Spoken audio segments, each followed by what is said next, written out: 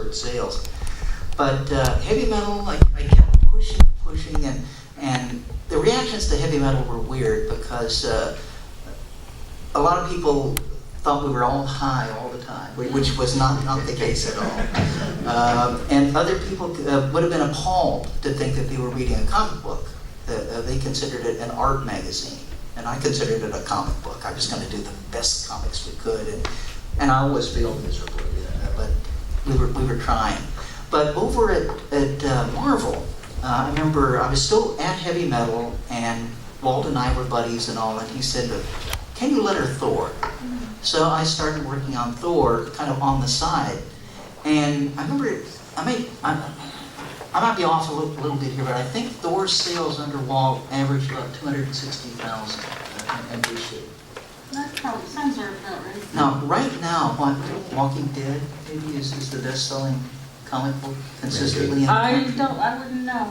Yeah, it is. Yeah. I think it's a little over 100,000. Right. And that saddens me to think that we live in a country of 300 million plus people, and well, I think back to the 1960s. In 1967, Well, 100,000 isn't the top sales now. There's comics selling 300,000. One. Yeah. the new Amazing Spider-Man. But, Yeah. But no, for the last few months, A few it months. used to be back in the 80s that if a Marvel title dipped below 100,000, we talked about canceling it. Yes, And now it's more like... now it's the last 3 months. well, when There's X-Men been was canceled. only one title a month that sold over 100,000. What was X-Men in '72 when it was canceled? I think it was '72 or thereabouts when it was canceled. Oh, yeah. It was like 190,000. Right. And but you know, to get back to what Annie was saying, and how I encounter it to this day, is really a tribute to the stuff that Annie, Chris, and all the people on the.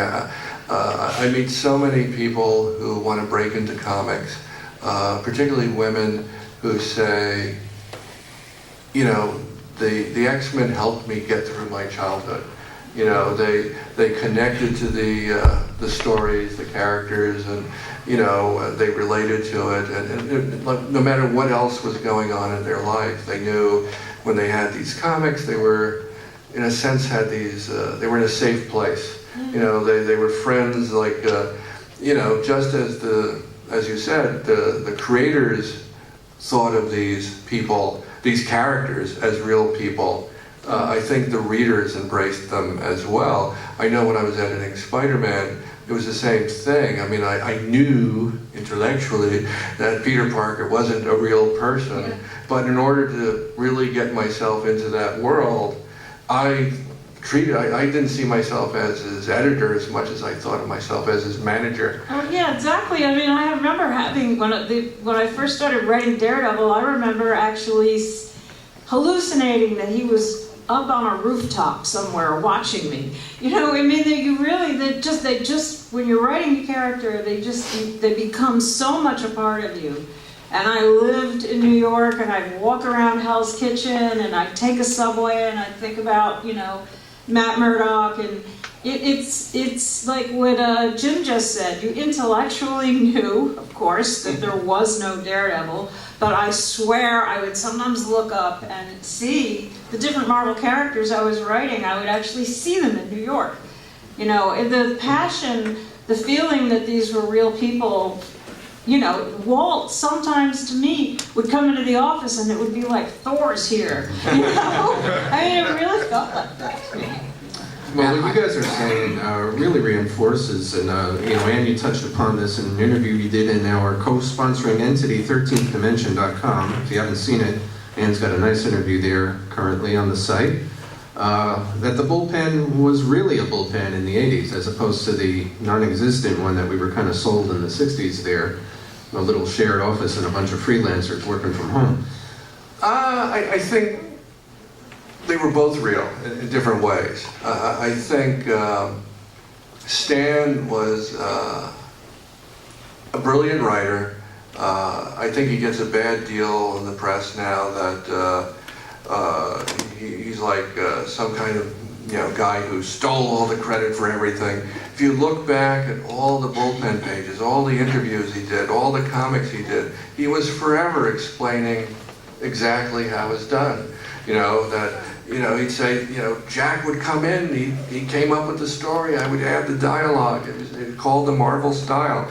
And beyond the comics themselves, in the bullpen pages, the whole concept of a Marvel bullpen was, thought up by Stan. And when I started in '72, I got to see sort of the tail end of that. And it was a different bullpen, but there was one. The people there, Herb Trimpe, John Romita, Maurice Severin, Roy Thomas, John Verporten, Maury Kuramoto, George Russo's, Steve Gerber was just starting as an assistant editor. Yes, they had work to do. It was a small company. They were expanding. There was a lot to do. They didn't have time to, have a lot of the more creative stuff that maybe Mark Grunwald would, think of, years later. But these people liked each other. They liked the work they were doing, and it was a place that was somewhat. Stan had a style that was maybe slightly prone to exaggeration, but there was some truth to it. And then later on, I think, as people like myself who actually came in, who were fans of Stan's Marvel comics, loved this concept of a Marvel bullpen so much that it in many different ways created new incarnations of it. And and so everyone who worked at Marvel in these different periods, they think, oh yes, well, that was Marvel when I was there. It was fun, and it's true. But for different reasons. And I think it worked out well. And what more can I say about And I think that two things. One is that I think when you think of the really memorable comics of the 1980s, whether it's Chris on X-Men or Walt on Thor, Frank on Daredevil, or Ann on Longshot, for example, it's the result of creative people being given the freedom to express their ideas, their personality, to do what they want. Whereas more and more in recent years, it seems to me that the big two, you get a sense of comics by committee, where you hear about, well, we sent the editors and the main writers to a retreat, and they plotted out all the books for the whole line over the next year and a half. And it just sort of squelches this sort of individualism. This is what made individual books great. And also, to build on what Jim said, I have a feeling that by the 80s you had all these people entering comics who had grown up reading about the bullpen, and by gosh, they were going to create the bullpen when they got there. So you had people like Mark Grunwald, who were like the sort of spirit of Marvel, who were trying to bring fun to the place. When I think of Marvel in the 80s, I think of the sense of community between staff and freelancers, the way the freelancers were encouraged to come to the office, where there was socializing going on all the time, the art on the walls, the way people would decorate their offices, the parties in the office, in contrast to, say, I've been to Marvel twice over the last few months, and now it's all very quiet and corporate, and there's every so often you'll see one little maybe a picture from the old days that reminds you of what it used to be like. But I saw the change happen. Well, listen, we only have time for maybe one or two questions from the audience, and we'll need to wrap up. This gentleman set his hand up for once. When you talked about the bullpen, and then that there was a bullpen in the 80s, I thought of a recent book I read, because I was amazed to find out there was no bullpen in the 60s. Kirby was out on Long Island, and Ditko was talking to nobody, and then, so it's great that there really was a bullpen, and art imitated life, or life imitated art in the 80s. But where I found out, to my chagrin, there was no bullpen in the 60s, was the Sean Howe book, Marvel: An Untold Story. He covered all the decades. I don't know if you guys have read it or what your feeling was. Certainly wasn't a positive book about Marvel. Well, I mean, I think I got interviewed for the book. I haven't read the book yet, but I think I told some Marvel bullpen stories. I don't really know what he included in the book, but I mean, for my, It's wonderful for me to listen to Jim and Peter talk, because they know a lot of stuff I don't know. Like, I didn't even know there wasn't a bullpen, because when I got there was a bullpen. No, there actually was one. Yeah. I mean, if you actually look at some of the stories, I mean, the bullpen, there was a giant one in the 50s where, I mean, like... And the 40s. In the 40s. When Marvel in the 60s it was coming back, it was a very small office, but I think that's how Stan would write about it. He'd say, Ditko came into the office, and you know, Jack Kirby, all of them would come into the office. Even Stan wasn't there every single day. He would be like maybe 2 or 3 times a week, and spend the other 2 days, you know, working at home writing. But there was this place, and they would do these little backup comics sometimes in the annuals. You know, how Stan and Steve create Spider-Man. And if you look at that, they weren't in a place in the office doing it. You know, Stan would maybe be sleeping and come up with an idea, you know, sort of the way Annie would be hallucinating seeing superheroes. You know, but a lot of times, you know, writers would be taking a shower or sleeping, and they, you know, like the minute they come up with an idea, in that particular story, Stan calls up Ditko on the phone and wakes him up, and Steve's all angry with him. So it was actually sort of, you know, but there's another one from Amazing Spider-Man where it shows Romita, Stan, and Larry Lieber in the office, you know, like working out a plot. And if you talk to any of the old original Marvel bullpen artists, Kirby, Ditko, all of them, they'll tell you the same stories, that Stan would be leaping on desks, acting out the stories. Like the Tin Pan Alley songwriters almost, right? Exactly, and so there were different bullpens. Was there, you know, were all the Marvel artists and writers, you know, the 60s in one big room creating it? No, but I think it was never presented that way.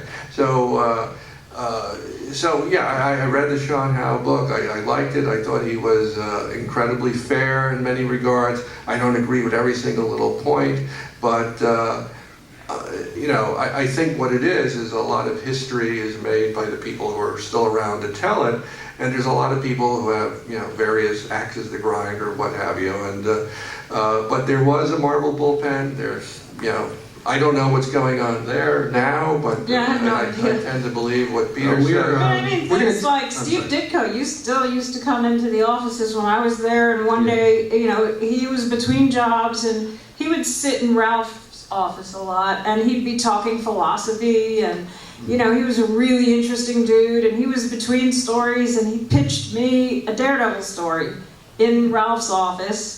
He wanted to do something with lots of guys running around with bags, you know, like some kind of like early terrorist, like paranoia thing, and it was just like, you know, yes, Steve, whatever you want. And, you know, that story came out of just an office visit. So that kind of stuff was still going on, but then yes, everyone would go home and work, you know. But we're just going to wrap it up and take one more question from this gentleman here.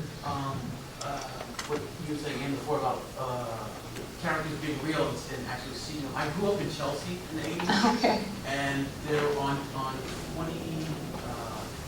I don't know, like around somewhere in the 20s. There was a panel, an issue of Spider-Man, where whoever the artist was in 83, 84, actually took a piece of Chelsea, and a store I used to go to was a Dunkin' Donuts corner of a place in Chelsea. I was wondering, and Spider-Man lived in Chelsea. So it was like, as a kid, you're like, oh yeah, I live in Spider-Man anywhere. Do the editors, you know, do they, back then, they have the artists or writers go to the... Well, sometimes you do photo reference. Like if you know, artists would walk around themselves and take pictures. And sometimes an artist that wasn't in New York would need some kind of photo reference. But this is all pre-internet, so it wasn't that easy to rocket photos around. Because it was like I could literally walk down, Yeah. it was on 26th and 7th, I could literally walk down the street, walk a few blocks away. And I think And pretty... see this particular area, and it was like wow. I would Going to the store that's like...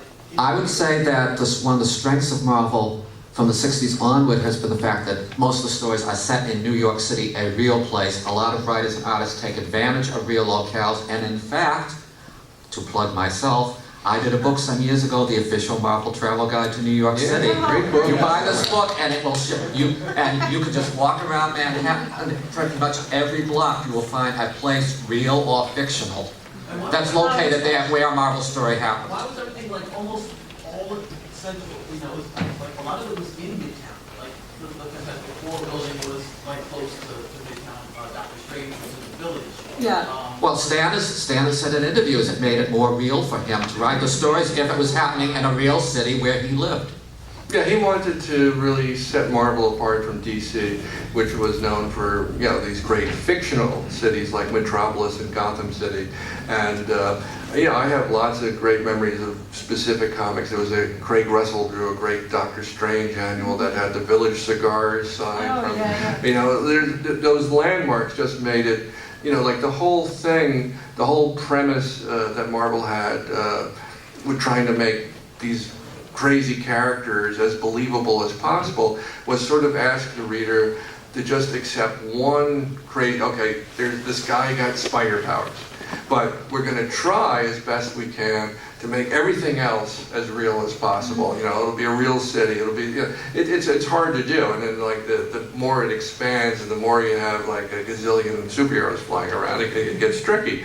But they didn't want it. They didn't want to lose touch with the human factor. You know, the characters. So like.